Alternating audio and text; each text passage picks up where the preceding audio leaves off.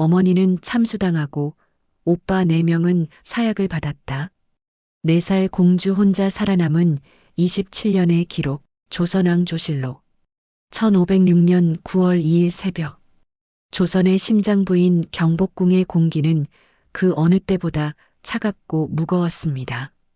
궁궐 깊숙한 곳, 교태전 인근의 조그만 방에서 잠들어 있던 4살 어린 소녀는 평소와는 다른 소음에 눈을 떴습니다.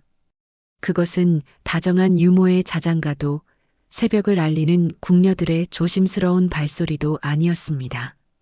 쇠붙이가 부딪히는 날카로운 소리, 수백 명의 군사가 내뱉는 거친 숨소리, 그리고 무엇보다 공포에 질린 여인들의 찢어지는 듯한 비명이었습니다. 소녀의 이름은 이영수, 조선의 제10대 왕 연산군의 유일한 금지옥엽 딸이자 당대 최고의 권력가이자 유아로 불렸던 후궁 장록수의 외딸이었습니다.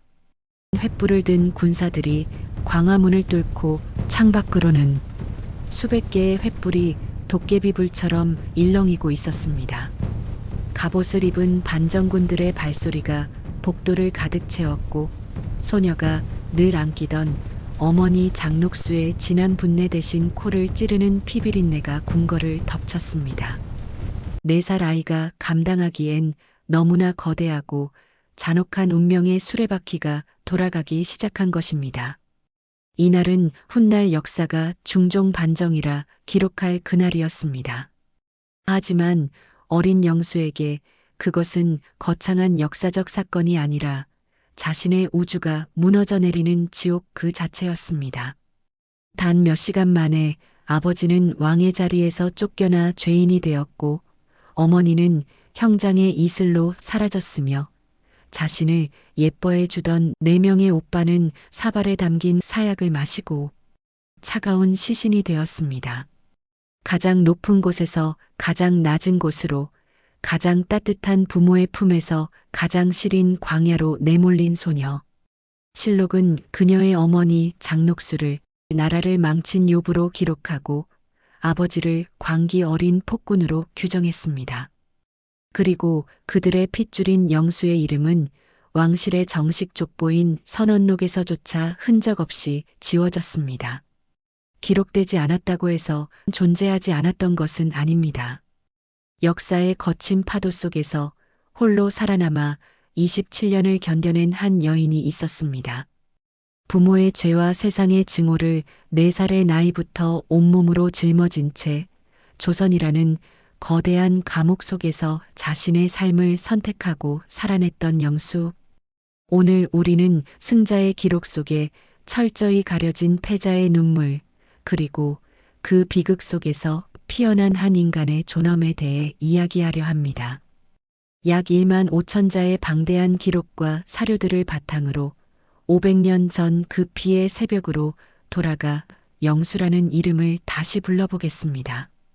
과연 4살 소녀는 어떻게 그 참혹한 상실의 세월을 홀로 견뎌낼 수 있었을까요? 그리고 그녀의 생존 뒤에는 어떤 정치적 계산이 숨어 있었을까요? 지금부터 그 놀라운 기록을 시작합니다. 연산군이 가장 사랑했던 딸, 폭군의 유일한 약점, 비극이 시작되기 4년 전으로 시간을 되돌려 봅니다. 1502년 11월 연산군이 가장 총애하던 후궁 수경장 씨, 즉 장록수가 딸을 낳았습니다. 연산군에게는 이미 정비신 씨와 다른 후궁들에게서 얻은 여러 아들이 있었지만 장록수가 낳은 이 아이는 특별했습니다. 연산군은 아이의 이름을 편안할 영의 목숨수, 즉 평안하게 오래 살라는 뜻의 영수라 지어주었습니다. 우리가 흔히 폭군으로만 기억하는 연산군이지만 기록 속에 그는 영수 앞에서만큼은 영락없는 딸바보 아버지였습니다. 8년 11월 25일 왕이 녹수를 총애해서 딸 하나를 낳았는데 이름을 영수라고 했다. 왕이 이를 매우 귀하게 여겨 늘 곁에 두었다. 조선 왕조실록에서 후궁의 자녀, 그것도 정식 옹주가 아닌 서녀의 출생이 이토록 명확하게, 특히 어머니의 이름 녹수와 함께 기록된 것은 매우 이례적인 일입니다. 이는 연산군이 장녹수와 영수를 단순한 후궁과 서녀 이상으로 자신의 심장과도 같은 진짜 가족으로 여겼음을 단적으로 보여주는 증거입니다. 영수는 태어날 때부터 몸이 몹시 약했습니다. 기록에 따르면 아이가 조금만 열이 나도 연산군은 정사를 뒤로하고 밤새 딸의 처소를 지켰다고 합니다. 옹주 영수가 두창 천연두를 앓음에 왕이 근심하여 식음을 전폐하고 병이 낫자 쌀 50석과 말 한 피를 내의원에 하사했다. 쌀 50석? 당시 가치로 따지면 일반 평민 10가구가 1년 내내 먹고 살 수 있는 엄청난 양입니다. 천연두라는 무서운 병에서 딸이 살아 돌아온 것이 너무나 기쁜 나머지 국고를 아낌없이 여러 상을 내린 것입니다. 당시 장녹수의 권력은 하늘을 찔렀습니다. 그녀는 원래 가난한 집안의 노비였으나 춤과 노래 그리고 사람의 마음을 홀리는 기회로 왕을 사로잡았습니다. 그런 어머니와 왕인 아버지 사이에서 태어난 영수는 조선에서 가장 높은 권력의 정점에 서 있었습니다. 하지만 이 지극한 사랑은 영수에게 복이었을까요? 아니면 훗날의 독이었을까요? 연산군의 사랑이 깊어질수록 백성들의 원성은 높아졌습니다. 장녹수가 권력을 휘두르며 대신들의 집을 빼앗고 뇌물을 챙길 때 그 부귀영화의 상징이었던 어린 영수는 백성들에게는 증오의 상징으로 커가고 있었습니다. 연산군은 딸을 위해 궁궐 내에 화려한 정원을 만들고 각지에서 진상된 비단으로 아이의 옷을 지었습니다. 신하들이 민생이 도탄에 빠졌습니다라고 간언할 때 연산군은 영수를 안고 내 아이가 이리 고운데 어찌 슬픈 소리만 하느냐며 화를 냈다는 일화도 전해집니다. 부모의 과오를 전혀 몰랐던 4살 소녀. 그녀는 아버지가 왜 사람들을 칼로 베는지, 어머니가 왜 그토록 많은 재물을 탐하는지 알지 못했습니다. 그저 세상에서 가장 힘센 아바마마와 가장 아름다운 어마마마가 있는 이곳이 영원할 줄로만 알았습니다. 하지만 운명의 1506년 복숭아꽃 흐드러진 궁궐의 봄날은 너무나 짧았습니다. 1506년 9월 2일 새벽 2시 박원종, 성이안, 유순정이 주도한 반정군이 광화문을 부수고 대궐로 들이닥쳤습니다. 포악한 임금을 폐하고 어진 임금을 세운다는 명분 아래 수백 년 조선의 법도는 하룻밤 사이에 무너졌습니다. 연산군은 저항 한번 해보지 못한 채 왕의 상징인 면류관을 벗어야 했습니다. 그는 즉시 강화도 교동으로 유배될 처지에 놓였습니다. 하지만 진짜 참혹한 비극은 그의 곁을 지켰던 여인 장녹수와 아이들에게 찾아왔습니다. 1년 9월 2일 반정군이 궁에 들어가 수경장씨 장녹수를 체포하여 군기시 앞길에서 차명에 처했다. 성난 백성들이 다투어 돌을 던지며 나라의 피를 빤 욕이라 욕하니 시신 위에 돌무더기가 산을 이루었다. 영수의 어머니 장녹수의 마지막이었습니다. 4살 영수의 품에서 강제로 끌려나간 어머니는 길거리에서 목이 잘리는 참수형을 당했습니다. 분노한 백성들은 그녀의 시신을 훼손하며 그간의 울분을 쏟아냈습니다. 영수는 유모의 치맛자락 속에 숨어 어머니의 마지막 비명과 성난 군중의 함성을 들었습니다. 하지만 비극은 여기서 멈추지 않았습니다. 반정 세력에게는 후환을 없애는 것이 가장 시급한 과제였습니다. 연산군의 아들들, 즉 영수의 오빠들이 타겟이었습니다. 당시 세자였던 11살 이고를 포함해 창녕대군, 그리고 장녹수가 낳은 어린 아들들까지 총 4명의 왕자가 그날로 사약을 받았습니다. 기록에 따르면 가장 어린 왕자는 고작 2살이었다고 합니다. 어머니를 보고 싶다며 울음을 터뜨리는 11살 세자에게 군사들은 차가운 사약 사발을 밀어 넣었습니다. 아이들이 사약을 마시고 고통 속에 숨을 거둘 때 영수는 같은 궁궐 하늘 아래서 떨고 있었습니다.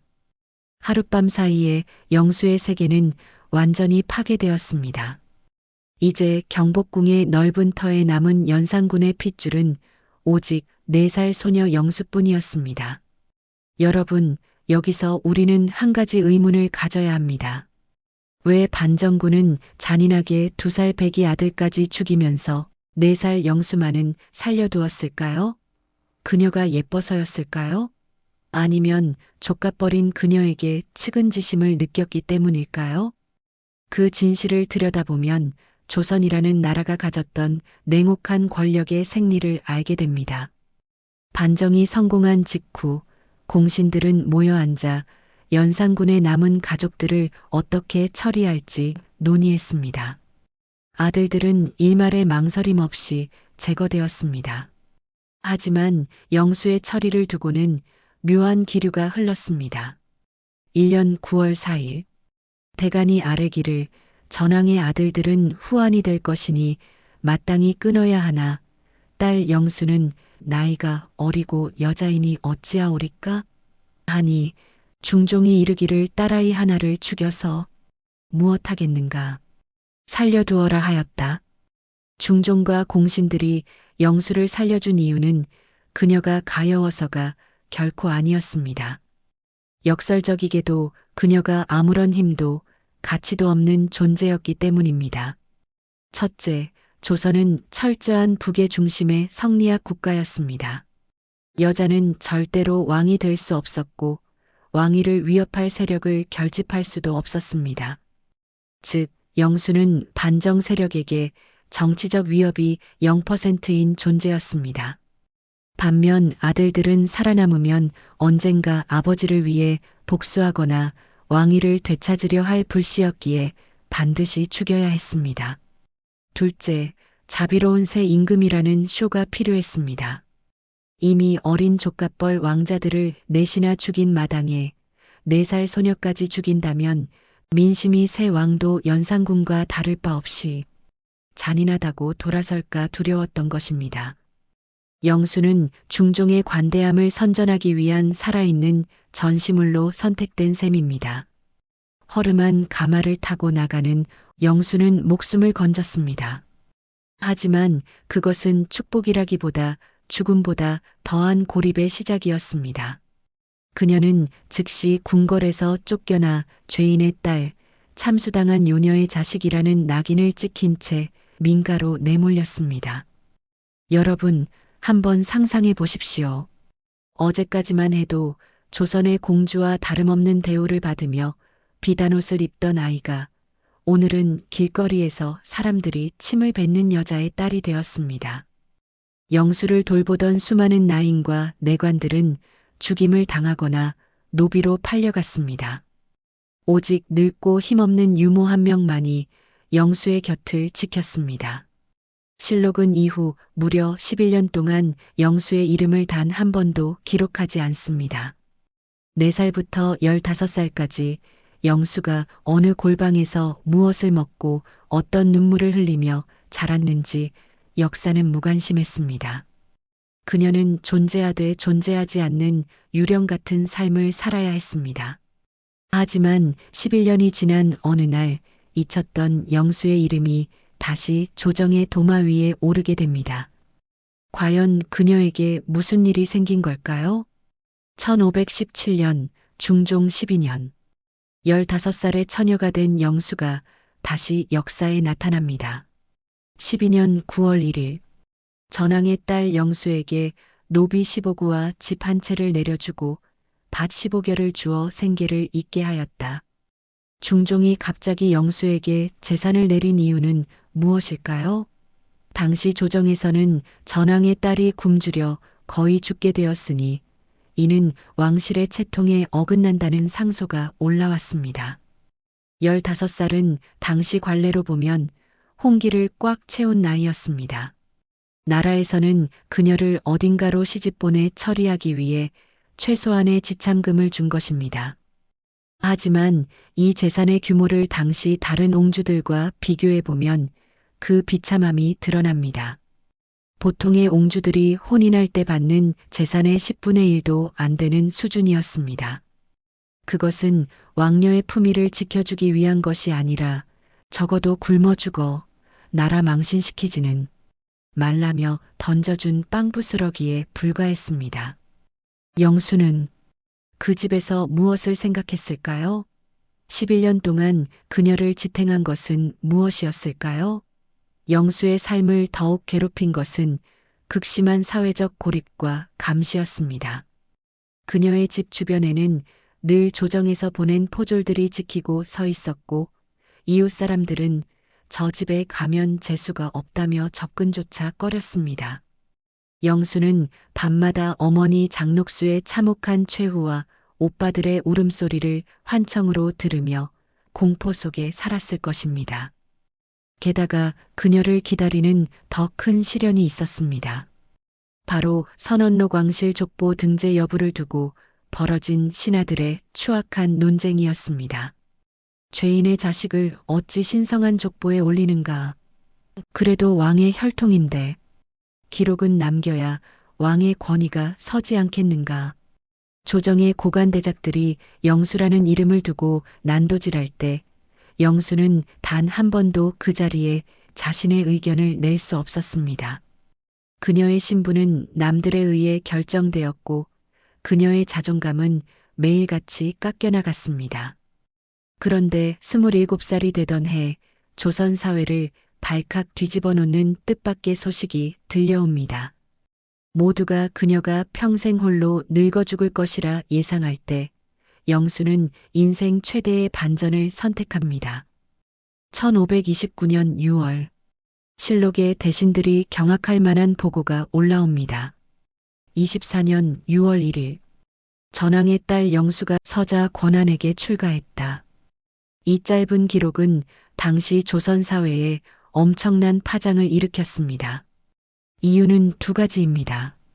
첫째, 영수의 나이가 27세였다는 점입니다. 500년 전 조선에서 여자가 27세까지 미혼인 것은 아주 드문 일이었고 거의 노처녀를 넘어 사회적 문제로 여겨지던 나이였습니다. 둘째, 상대가 양반가의 정실자제가 아닌 첩의 자식인 서자였다는 점입니다. 아무리 폐위된 왕의 딸이라 해도 영수는 엄연히 왕의 핏줄입니다. 그런 그녀가 서자와 결혼했다는 것은 스스로 왕족의 지위를 쓰레기통에 던져버렸다는 선언과도 같았습니다. 역사학자들은 이 결혼을 두 가지 시선으로 분석합니다. 하나는 내몰린 선택입니다. 영수와 결혼하겠다는 양반과 적자가 조선 천지에 아무도 없었을 것입니다. 연산군의 사위가 된다는 것은 정치적 자살 행위이자 멸문의 지름길이었으니까요. 하지만 또 다른 시선은 영수의 주체적 선택입니다. 영수는 깨달았을 것입니다. 왕녀라는 허울 좋은 이름이 지난 27년 동안 자신을 가두고 고문해왔다는 사실을요. 그녀는 차라리 서자와 결혼함으로써 그 지긋지긋한 죄인의 딸이라는 왕실의 굴레에서 탈출하고 싶었을지도 모릅니다. 그녀의 남편 권한은 어떤 사람이었을까요? 실록에 기록된 권한은 성격이 거칠고 행실이 좋지 못한 인물로 묘사되기도 합니다. 하지만 그것은 어디까지나 승자의 시각일 뿐입니다. 어쩌면 영수와 권한은 세상에서 소외된 자라는 동병상련의 감정 속에서 서로를 선택했을지도 모릅니다. 이 결혼의 대가는 즉각적이었습니다. 가끔 들려오는 까마귀 소리. 중종은 기다렸다는 듯이 영수의 이름을 선언록에서 영구히 삭제했습니다. 스스로 천한 자와 혼인했으니 이제 더 이상 이씨 왕조의 사람이 아니다. 영수는 그렇게 공식적으로 조선의 역사에서 지워졌습니다. 하지만 여러분, 역설적이게도 기록에서 지워진 그날부터 영수는 비로소 진짜 사람으로서의 삶을 시작했을 것입니다. 감시의 눈길이 잦아들고 더 이상 정치적 논쟁의 도구가 되지 않는 평범한 아내이자 어머니로서의 삶 말입니다. 잔잔하고 사색적인 검은고 선율, 여운이 남는 분위기. 결혼 이후 영수의 삶은 기록에서 완전히 사라집니다. 그녀가 몇 살까지 살았는지, 자식은 몇 명을 낳았는지, 혹은 어머니처럼 슬픈 마지막을 맞이했는지 우리는 알 길이 없습니다. 하지만 영수의 사라진 기록은 우리에게 아주 무거운 질문을 던집니다. 기록되지 않은 삶은 과연 가치가 없는가? 조선 왕조 내내 영수와 같은 처지의 사람들이 수없이 많았습니다. 반정의 소용돌이 속에서 이름도 없이 죽어간 어린 궁녀들, 연산군을 끝까지 모시다 유배지에서 굶어 죽은 이름 없는 내관들. 역사는 오직 이긴 자와 성공한 남성들의 이름만을 화려하게 기록합니다. 보십시오. 영수는 분명히 27년을 살았고 왕의 딸로 태어났음에도 족보에는 공란으로 남았습니다. 마치 태어난 적도 없는 사람처럼 말입니다. 화면 전환 먼지가 자욱하게 쌓인 오래된 책방, 그 속에서 잊힌 이름들을 찾는 손길. 오늘날 우리 사회는 어떻습니까? 우리는 1등의 이야기, 재벌의 성공담, 권력자의 목소리에만 귀를 기울입니다. 우리 곁에 평범한 이웃들, 이름 없이 헌신하는 이들의 눈물과 고통은 뉴스가 되지 않는다는 이유로 외면받곤 합니다. 영수의 인생은 우리에게 말합니다. 나는 비록 역사의 패자였고 이름은 지워졌지만 나는 분명히 매일 아침 해를 보며 살아있음을 느꼈고 누군가를 사랑했으며 나의 인생을 스스로 결정했다. 우리가 오늘 영수의 이야기를 하는 이유는 단순히 500년 전의 신기한 가십거리를 전하기 위함이 아닙니다. 세상의 모든 증오와 편견을 온몸으로 받아내며 27년 이상을 견뎌냈던 한 영혼에 대한 최소한의 예의입니다. 그녀는 폭군의 딸이기 이전에 우리와 똑같이 삶을 갈구하고 행복을 꿈꿨던 한 인간이었습니다. 4살 소녀 영수가 우리 시대에 던지는 메시지, 이제 긴 이야기의 마침표를 찍으려 합니다. 1502년 지극한 축복 속에 태어나 1506년 모든 것을 잃고 1529년 스스로 왕족임을 포기하고 사라진 영수. 그녀의 짧고도 강렬한 기록들이 우리에게 남긴 3가지 유산이 있습니다. 첫째, 살아남는 것의 위대함입니다. 가족 전체가 몰살당하고 어머니가 참수당하는 극도의 트라우마를 겪고도 영수는 스스로 삶을 포기하지 않았습니다. 27년이라는 긴 고립의 세월을 버텨냈습니다. 때로는 화려한 성취보다 그저 하루를 살아남는 것 자체가 가장 위대한 투쟁임을 그녀는 보여주었습니다. 둘째, 선택의 존엄성입니다. 세상은 그녀에게 죄인의 딸이라 낙인 찍었지만 영수는 27살의 서자와 결혼함으로써 자신의 운명을 직접 결정했습니다. 완벽한 환경은 아니었지만 주어진 범위 안에서 최선의 선택을 한 그녀의 용기는 오늘날 우리에게도 큰 울림을 줍니다. 셋째, 잊힌 이들에 대한 기억입니다.